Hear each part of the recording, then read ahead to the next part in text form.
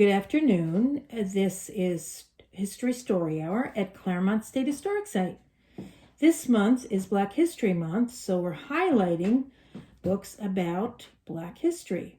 The first book I'll be reading today is This is the Rope by Jacqueline Woodson, illustrated by James Ransom. This is the rope my grandmother found beneath an old tree a long time ago back home in South Carolina. This is the rope my grandmother skipped under the shade of a sweet-smelling pine. This is the rope my grandfather used to tie the few things they owned to the top of a car that drove my grandmother, who is a mother now, from South Carolina all the long way to a place called New York City. This is the rope my grandmother held tight as my grandfather drove real slow past the people and big city buildings that seemed to go on and on.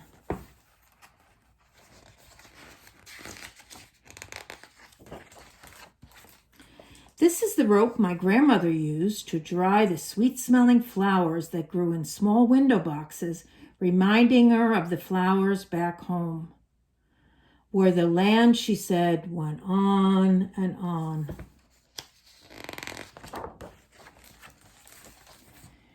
This is the rope my grandfather strung so that my mama's diapers could blow dry in the hot city breeze.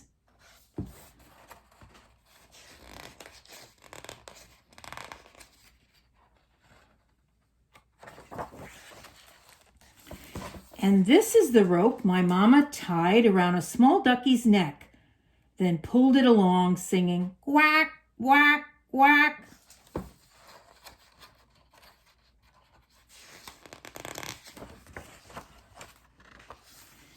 This is the rope my mama held out to girls on the block, her new Brooklyn block, a home of their own that they finally owned.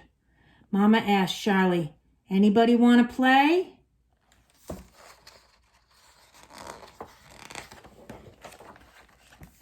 This is the rope my mama first tripped on as she sang with her friends, "Miss Lucy had a baby. She named him Tiny Tim."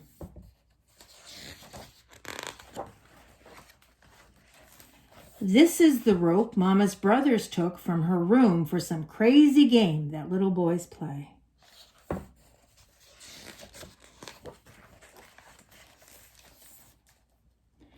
This is the rope my mama found again 10 years later when my grandfather said, "We need a bit of rope to tie down these things inside this here car, like that rope we used to have from back home." Then he drove with my mama off to college, far away from the city, while up at the window my grandma waved.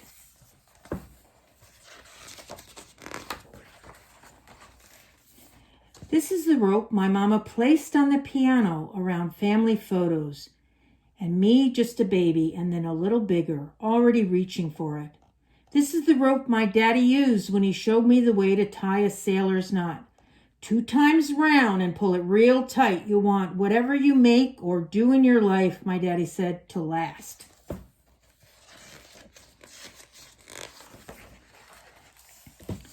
This is the rope my mama turned as she waved to my daddy and taught me to sing the Miss Lucy song out on our sidewalk, right here in Brooklyn, just last Friday night.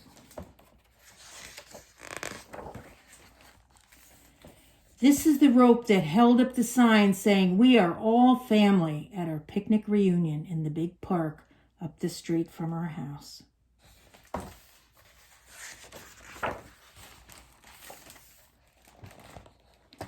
And this is the rope, threadbare and graying, that I traded with Grandma for a brand new one. Then I jumped a new jump.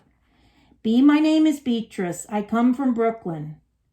As my family smiled proudly and the sun began setting as Grandma held on to her rope from back home. Did you enjoy that book?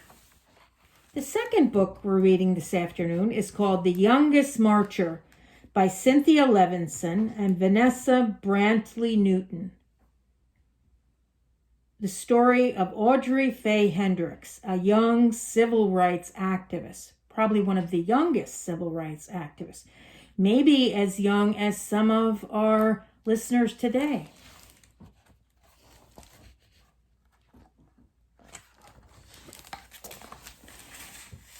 Whenever Mike flew into town, Audrey and her mama cooked. Barbecued ribs, stewed greens, sweet potato souffle, and Audrey's favorite, hot rolls baptized in butter.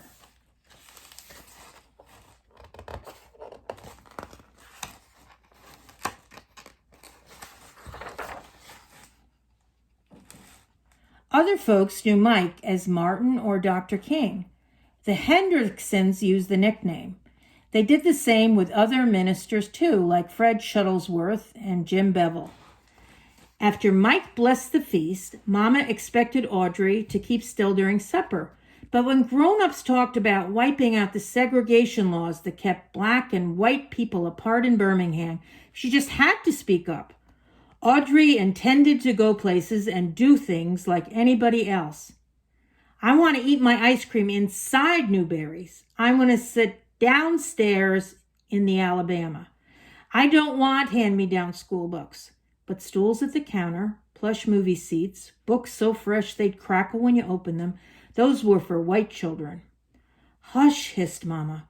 9-year-old children should not speak in front of company, especially ministers like Mike and Fred and Jim, who were bringing dreams of justice. Audrey knew all about segregation. She knew to pay the driver at the front of the bus, then step off and walk around to the back door. Drink from the fountain with the dirty bowl and warm water. Use the freight elevator at department stores downstairs. Front row seats, cool water, elevators with white-gloved operators. Laws said those were for white folks too. Every Monday night, Audrey and her mama and daddy and her aunts and uncles and cousins joined neighbors and friends at Fred's church for worship, fellowship, and testimony. She sang and swayed along with the movement choir, her voice spirited and spiritual. Black and white together, we shall overcome. For once, she didn't have to keep still.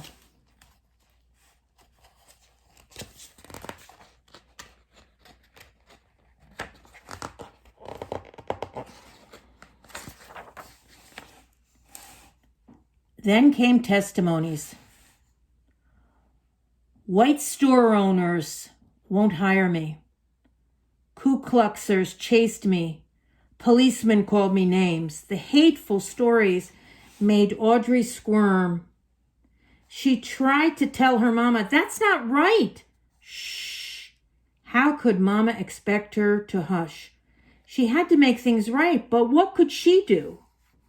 When Mike visited Fred's church, thousands of people crowded around her to hear him preach. In a voice as taut as steeple cables, as smooth as glass, he intoned, segregation is morally wrong and sinful. That's true, fired up Audrey sat taller. An unjust law is no law at all, he proclaimed. Audrey had listened to Mike explain his plan at her supper table and knew what he meant. If a law is unjust, disobey it. She sit down inside Newberry's, picket those white stores, march to protest those unfair laws. Why, even marching was against the law. Then get arrested. Fill the jails, Mike exclaimed. Fill Birmingham's jails so full that policemen can't squeeze in one more person. Pack cells so tight that police will have to quit arresting people for demanding their rights.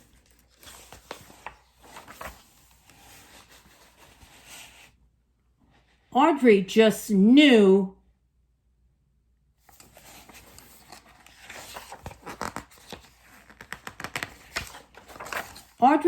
Mike's plan would work.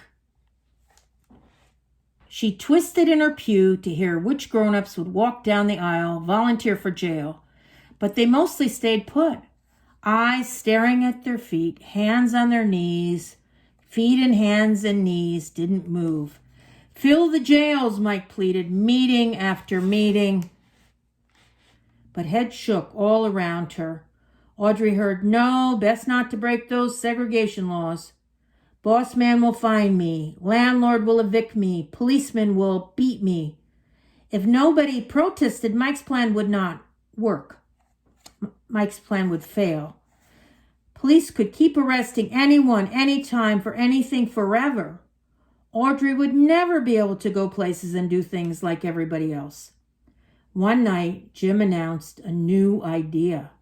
If grown-ups won't do it, fill the jails with children. Audrey leaped to her feet. I want to go to jail, she declared. Mama looked deep and saw that Audrey's eyes begged, please.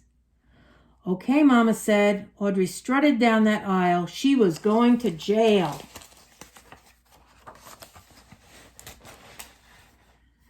Two mornings later, she put on a fresh pressed pinafore and shiny Mary Janes with turned down socks. Protesters got to look nice. In the meantime, her daddy bought her a game to help her pass the time in jail. Her mama and daddy took her by Center Elementary School to tell her teacher she'd be absent, maybe for a whole week. Miss Wills wrapped her arms around her. Audrey knew she was proud of her. She said goodbye to her grandparents. You'll be fine, her grandmother said. She knew Audrey would be brave. So did Audrey. Then her mama and daddy drove her down to 16th Street Baptist Church, where the children were gathering. Even before she reached the door, Audrey heard loud voices chanting freedom songs. Inside, hundreds of big kids called out to friends and crowded around signs for their high schools. Parker, Carver, her head swiveled. Where was the sign for Center Street Elementary? She saw she was the only protester from her school, the youngest child in the whole church, and she knew no one. Audrey huddled by her parents in the basement. But when Jim lined her up with the others,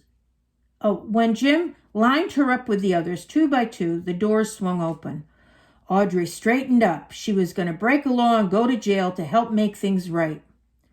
Clutching a protest sign in one hand and her game in the other, Audrey marched out the door. She stomped and sang, ain't gonna let nobody turn me round, turn me round, turn me round.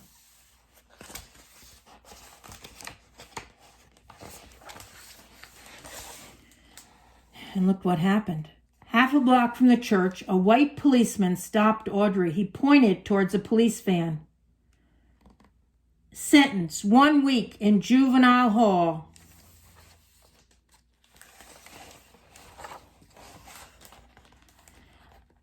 A matron locked Audrey into a day room with 24 other girls, all older, all bigger, all strangers.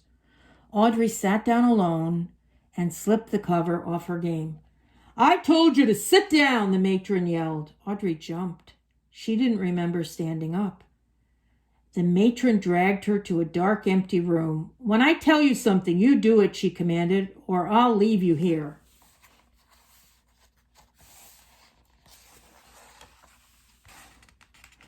Trembling, Audrey quietly followed the matron back to the day room and put away her game, lay down her head and cried. Jail was harder than she'd thought, and she wasn't fine after all. By evening, Audrey was hungry and tired.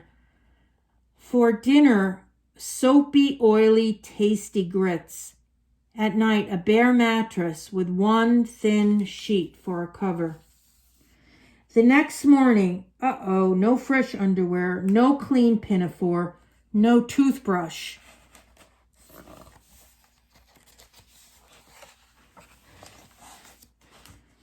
Audrey and her cellmates were let outdoors in an empty concrete pen surrounded by high prison walls. The older girls talked together. Audrey wondered what her classmates were doing. Miss Wills would be keeping them busy.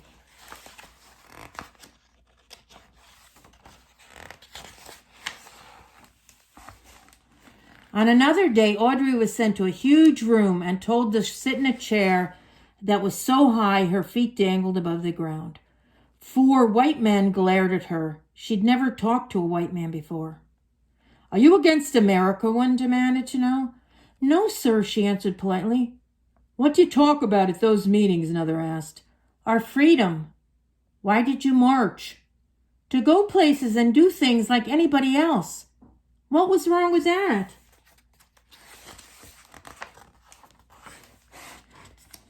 Every mealtime, Audrey stared at greasy grits. She could barely spoon them into her mouth, let alone swallow them. Every night, the cot's wire springs jabbed. Every morning, she had nothing to do but sit alone with her game. In the afternoon, though, more kids crowded into the day room. Some days, many of them arrived sopping wet. A girl explained that firemen armed powerful hoses at the children. Surging water spun them off their feet and down the street. They got up and kept marching anyway until they were sent to jail too.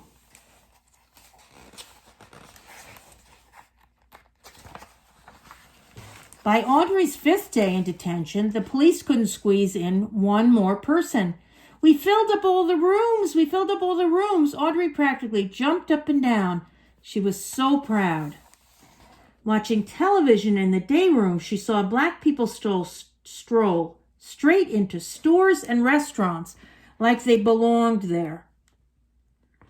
No one else could be sent to jail. Everything had changed.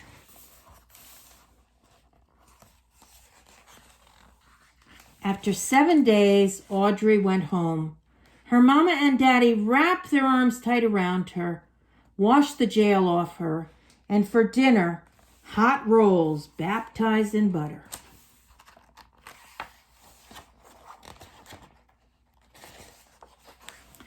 Two months later, the city of Birmingham wiped segregation laws clean off the books. Audrey licked her spoon clean at Newberry's counter, like everybody else, black and white together, like we belong. And then, listeners, today I just want to tell you a little bit. This is a picture of Audrey Faye Hendricks, who spent time in jail. Every day she was in jail, her mother Lola called someone she knew to make sure her daughter was safe. The day after her release, Audrey returned to Miss Will's class. She didn't let her classmates know about marching or jail.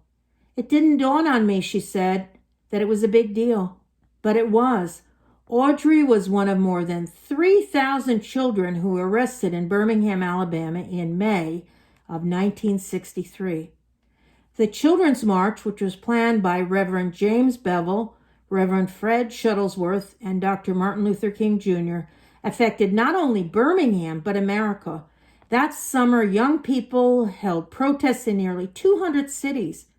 President John F. Kennedy spoke on television about prejudice and sent a civil rights bill to Congress. On August 28th, about 250,000 people marched in Washington to hear Dr. King preach about the dreams of freedom.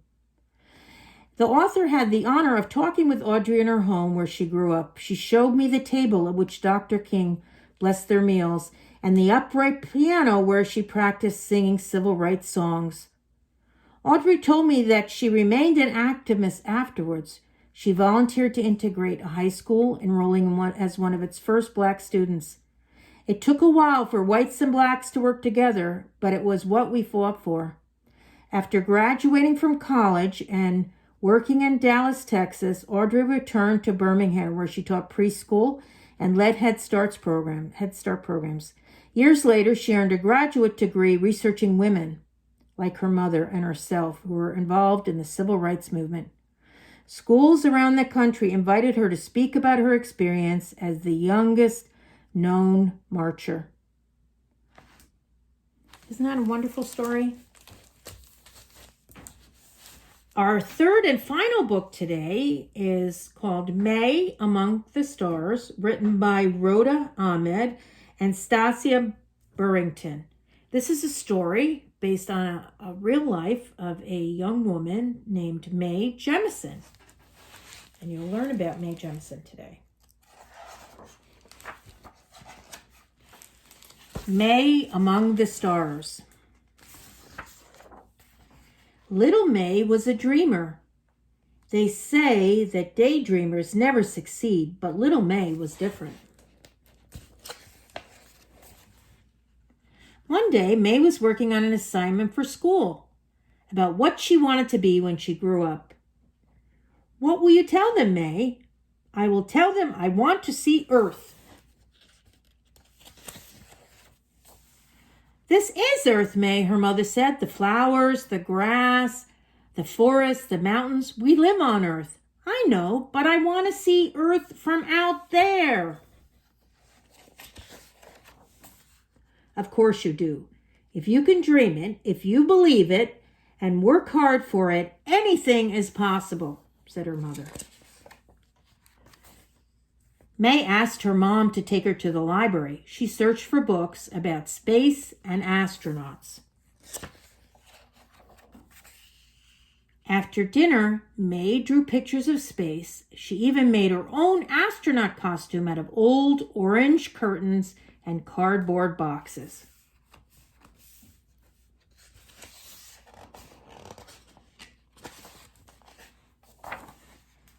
Later, she asked her dad, "How do I become an astronaut? It seems impossible." "You will find your way, Mae, because if you dream it, believe in it, and work hard for it, anything is possible," said Dad. But space is so far away. It's closer than you think, little Mae, and you may get there sooner than you think. She's looking through the telescope.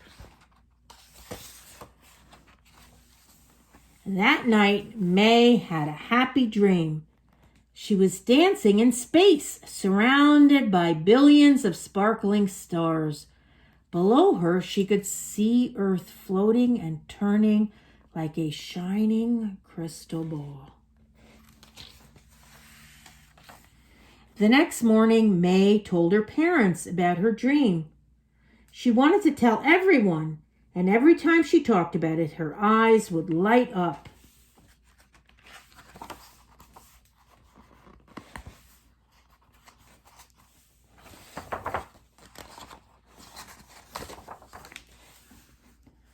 In the classroom, Miss Bell told everyone to stand in line on the rug. Today, we're all going to share our dreams about the future.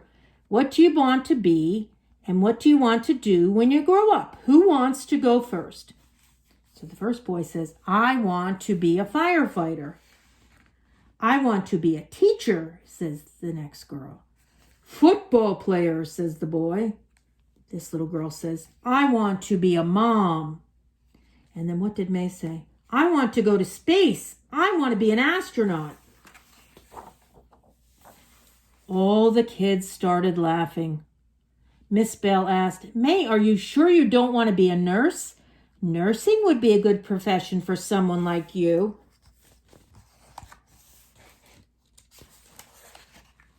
"I don't want to be a nurse. I want to be an astronaut."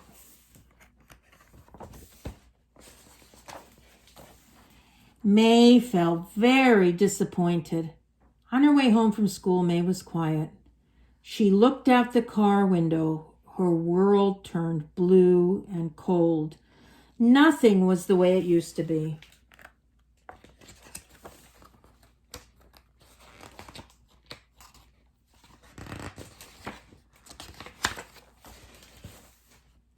At home, Mae started crying. "Miss Bell said I can't become an astronaut." "What a silly thing to say," said her mother. "She told me I could be a nurse instead," said Mae. Her mom wiped away her tears. "My dear Mae, I hope you don't believe her." "Of course I believed her. She's my teacher." "I'm sorry Miss Bell didn't encourage you, but she can't stop you. No one can stop you. Follow your dream, Mae, and go to space."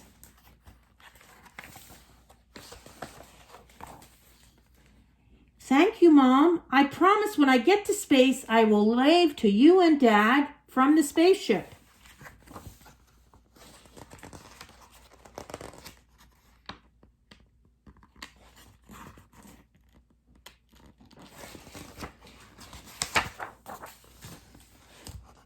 Her mom took her hand and they started dancing. We must always repeat to yourself, if I can dream it, if I can believe in it, and if I work hard for it, anything is possible. May went on dreaming and believing and working really hard. And guess what? She went to space and waved to her mom and dad on Earth. And this is a true story about the astronaut Mae Jemison. Let me just tell you a little bit about her. Mae was born in Decatur, Alabama in 1956. She graduated from Morgan High School at the age of 16 and went on to Stanford University, where she earned a bachelor's degree of science. Then she became an MD. She got her MD, became a doctor from Cornell Medical College. Mae decided to follow her childhood dream of going to space, and she accomplished many firsts. She applied to NASA's astronaut training program, and on June 4th of 1987 was accepted.